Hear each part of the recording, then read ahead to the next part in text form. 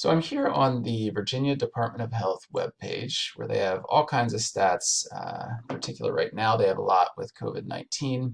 And one of the main charts is this time series histogram where for each day they show the number of confirmed positive test cases for COVID-19, and then a little bit on the top where it wasn't confirmed, but it's probable.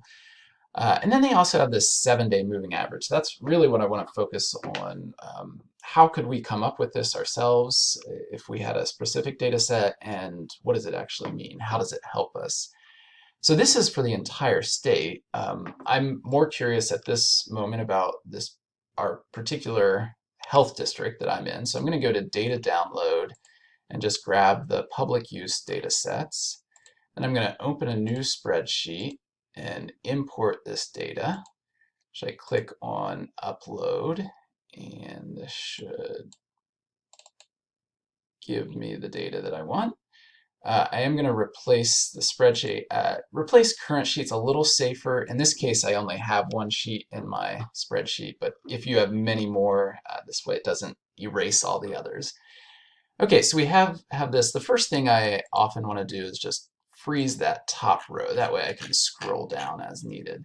The next thing I'm going to do is select all these columns and apply what's called a filter. This allows me to do some really nice things with the data quickly. For example, I'm going to click on the health district filter, and I'm going to sort it A to Z, so it puts everything with Alexandria together, everything with Central Shenandoah together, and so on.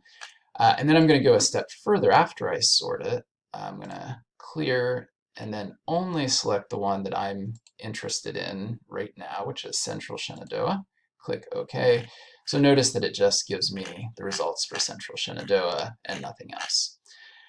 Okay, the next thing I want to do is create this 7-day moving average. So what I'm going to do is come down 7 cells, 1, 2, 3, 4, 5, 6, 7. I could do this for 5-day, 3-day, 11-day. It really just depends on what you want to look at. So the average formula, and then I grab the numbers that I'm averaging. These are the total number of positive test cases in the Central Shenandoah. And then I'm just going to double click that so it copies down. So if I then select columns A, F, which is the total number of cases per day, and G, the moving average, I can insert a chart. And what I have here is essentially the same thing that we saw on the Virginia Department of Health page, except now it's specifically for the central. So I'm not looking at Richmond, I'm not looking at Fairfax, I'm not looking at all over Virginia except for Harrisonburg and the surrounding areas here, Rockingham County and some other surrounding areas.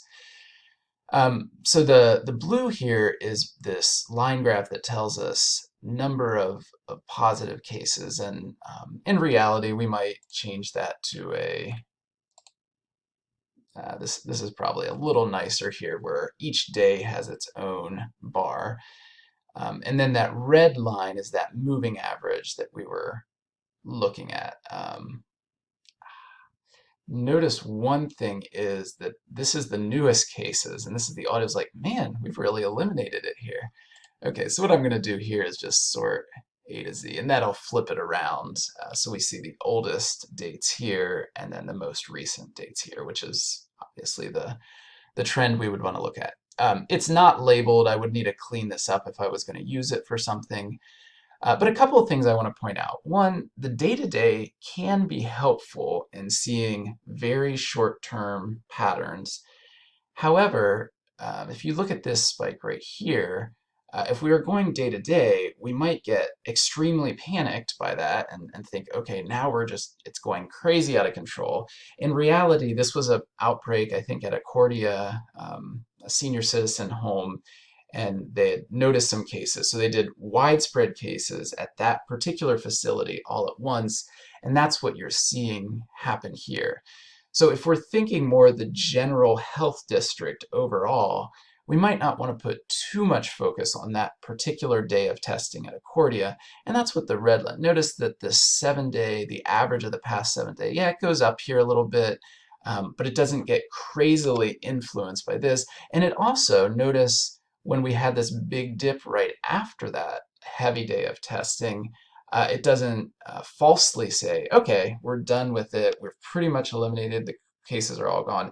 It kind of keeps things in moderation to avoid this day-to-day variation that can happen. So that red line really gives us a bigger picture sense of what the larger trend is happening here. At the same time, that day-to-day reporting can be really useful for analyzing what stories are going on underneath the surface there.